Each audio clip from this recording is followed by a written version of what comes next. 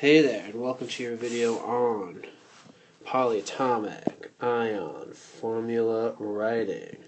This is when you are given the name of an ionic compound that includes a polyatomic ion, and you have to write its formula. That's what I'm going to show you. So, I'm just going to do this by example. You're going to need a periodic table, one of the ones that I gave you that has the chart of polyatomic ions on the back. So, let's see. Alright, so the first example I want to use is magnesium nitrate. I'm just kind of, doing some examples here. So, if you look at magnesium on the periodic table, you'll notice that it's in group 2. And everything in group 2, when it forms an ion, forms a +2 charge. It loses a couple of electrons, and therefore it ends up +2. Now, the new thing is this nitrate. Nitrate is 1 nitrogen and 3 oxygens that are covalently bonded together. But that whole thing, as a unit, has a -1 charge. So, just like in other ionic compounds, we need to make the total charge of this 0. That's how we know how to write this formula. And right now it's not.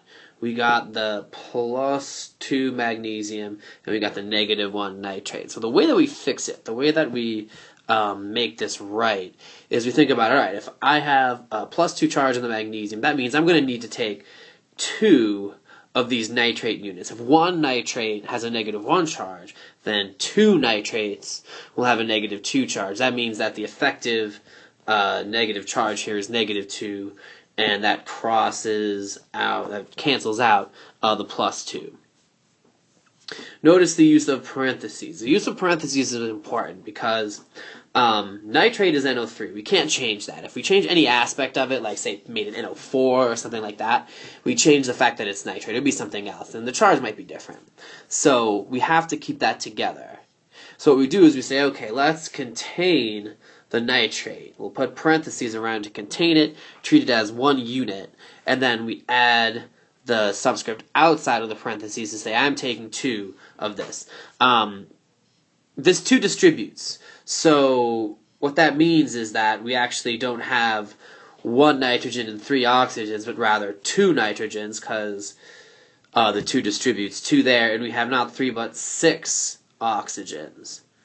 It also is worth noting that it does not apply to the magnesium over here. So the magnesium over here is not in the parentheses. It does not get included in the distribution.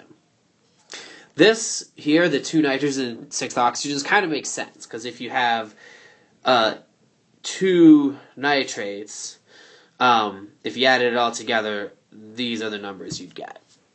2 nitrogens and 3 is 6 oxygens. Let's do one more example. So this next example I put up ammonium sulfate. I did that for a reason. This substance, ammonium sulfate, actually has 2 polyatomic ions.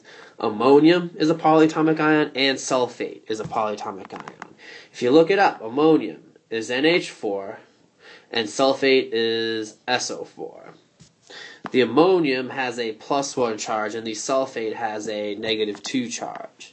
So if we wanted to make the total charge of this 0, what we actually have to do is contain the ammonium, put it in parentheses, so we know that we're taking multiples of the whole thing, that whole unit.